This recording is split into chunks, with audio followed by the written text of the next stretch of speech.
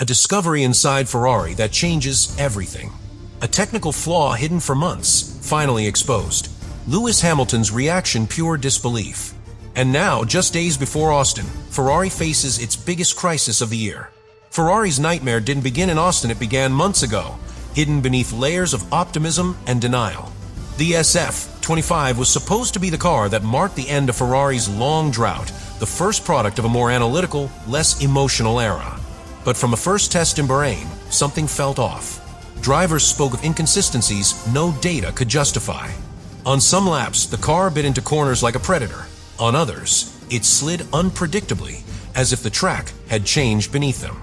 Engineers chased theories, weather patterns, tire compounds, aero tweaks, but every answer led to another dead end.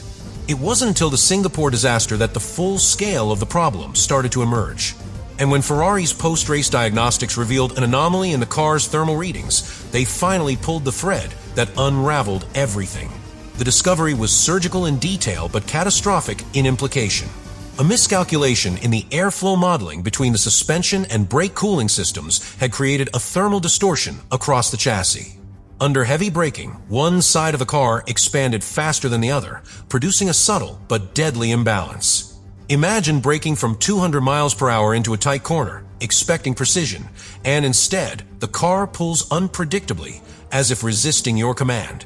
That's what both Hamilton and Leclerc have been fighting without knowing it. Every corner entry, every loss of traction, every erratic snap of oversteer traces back to that single invisible flaw.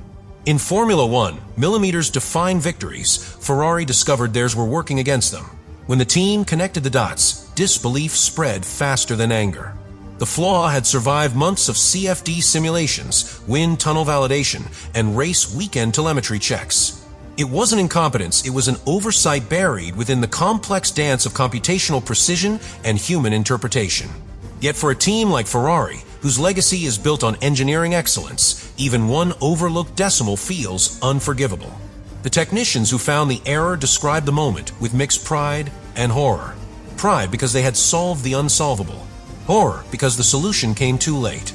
To fix it now would mean redesigning the core of the SF25, something that regulations, budgets, and time make impossible. For Lewis Hamilton, the revelation struck with surgical precision. He had spent months questioning why the car never felt the same twice, why braking points shifted lap after lap despite identical inputs. His confidence, built over 2 decades of dominance, had been eroded by uncertainty. Now he knows why, but knowing the truth brings no comfort. He came to Ferrari to chase legacy, not to learn that the very car beneath him was betraying his instincts. Those close to him say he reacted with a kind of stunned professionalism, quiet, analytical, processing every detail. But beneath that calm lies frustration, because for Hamilton, performance isn't just about machinery, it's about trust. And that trust, for now, has been fractured. Charles Leclerc's reaction was more emotional, though equally restrained. His relationship with Ferrari runs deeper. It's not just professional, it's personal. He grew up dreaming of driving in red, believing in the mythology of Maranello. So to hear that months of struggle weren't caused by his mistakes, but by the car's own flaws hit differently. It explained his growing fatigue, his quiet frustration in press conferences, and his sense of helplessness in recent races. Leclerc's driving style, precise, aggressive, built on feel, depends on a stable front end. This car denied him that stability. And now that he knows why, his disappointment has shifted into something colder: acceptance. Inside the factory, the discovery has triggered a chain reaction. Some engineers have described it as a psychological collapse. For months, the staff worked under the assumption that improvement was only a setup away. They spent nights recalibrating simulations, testing new suspension geometries, refining brake ducts, all in pursuit of a ghost problem. To realize that none of it mattered, that the issue was physical and unfixable within the season, broke morale. Meetings now feel heavier, filled with engineers staring at data that can no longer be changed. Even Fred Vasseur, usually composed, has struggled to project optimism. He knows the truth Ferrari cannot say publicly. The SF25 has reached the end of its development road. The impact on strategy is equally severe. Every race from now until the end of the season becomes an exercise in damage control. Ferrari can still compete, but not to win, only to survive. The engineers will adjust brake maps, manipulate pressure distributions, and fine-tune suspension loads to minimize the flaw's effect. But these are temporary bandages, not cures.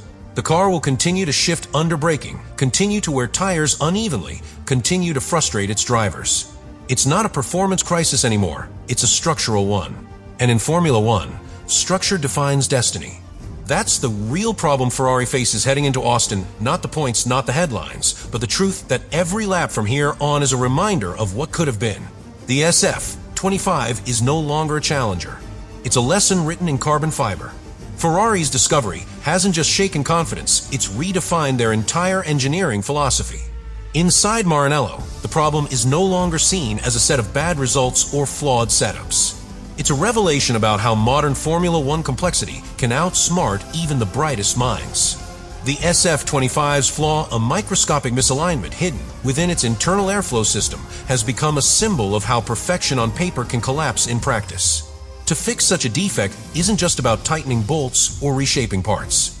It means rewriting the very principles that guide Ferrari's design process. And that's what makes this crisis so fascinating.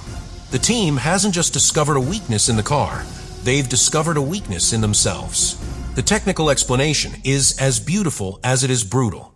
Ferrari's simulation models predicted balanced airflow through the front brake assembly, feeding cleanly into the suspension cavity and chassis structure. But in reality, under race conditions, the flow distorted ever so slightly, creating asymmetrical heat distribution. That heat expansion propagated through the carbon monocoque, causing microscopic deformation that altered front-end geometry mid-lap. The result? An invisible shift in handling that left the car unstable under heavy braking and unpredictable through low-speed corners. It's the kind of phenomenon you'd expect in aerospace, not on a racetrack. But Formula One now lives on that edge, where science meets chaos, and one decimal point can separate dominance from disaster.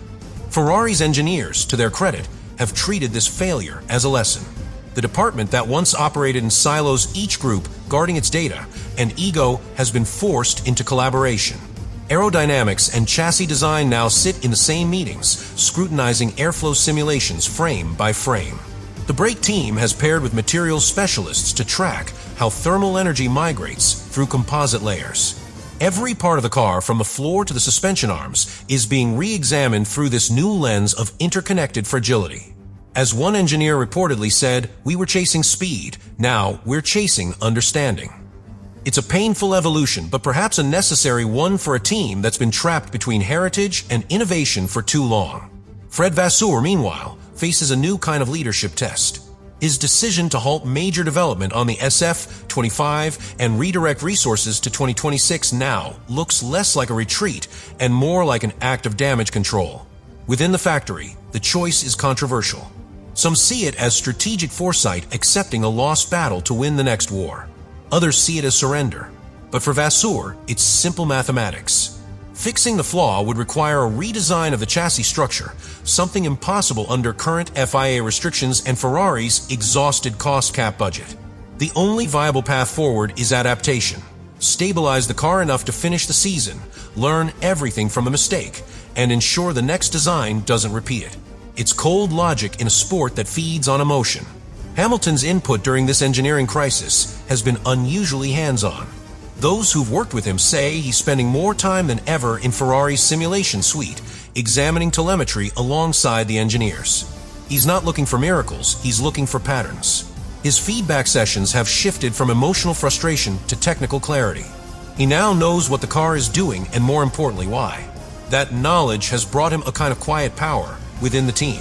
Even Vasseur acknowledges that Hamilton's analytical discipline has helped keep morale from collapsing entirely. For the younger engineers, working alongside a driver with his technical literacy is a reminder that precision isn't just an engineering skill, it's a mindset.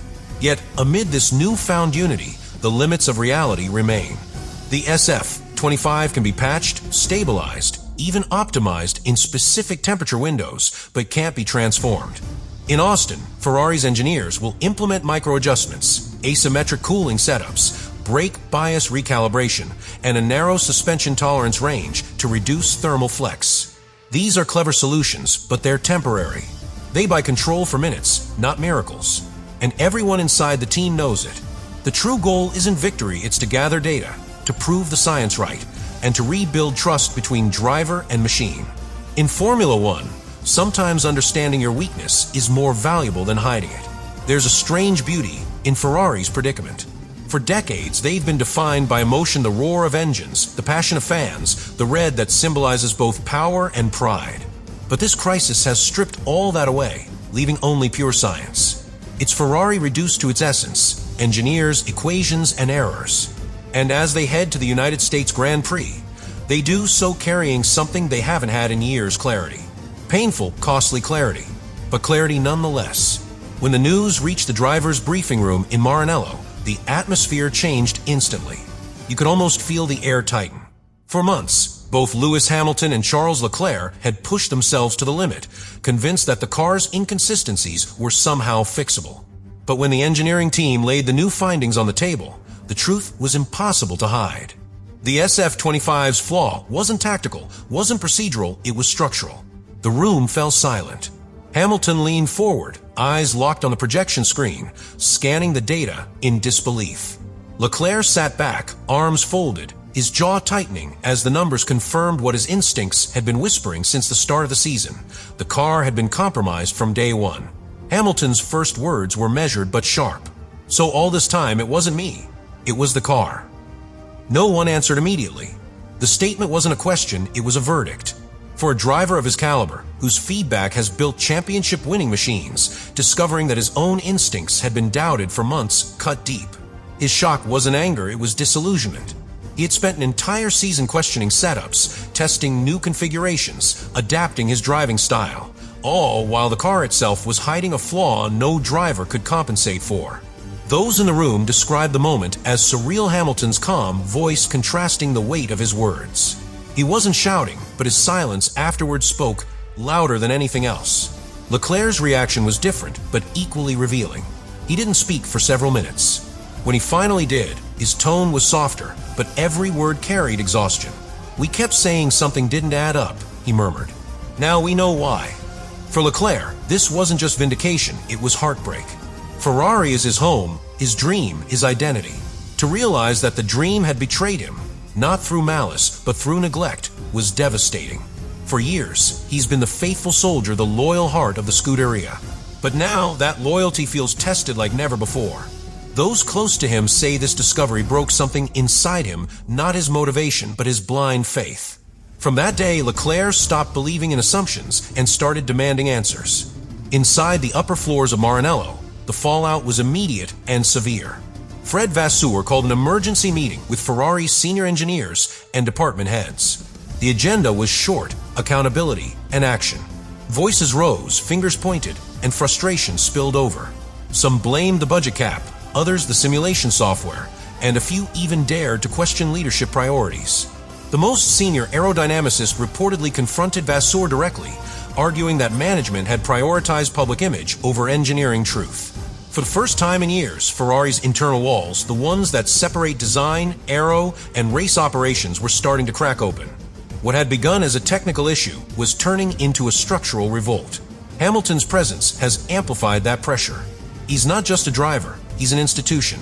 When he speaks, his words ripple through the team like a force of nature. Since the discovery, Hamilton has been clear in private debriefs: the culture must change.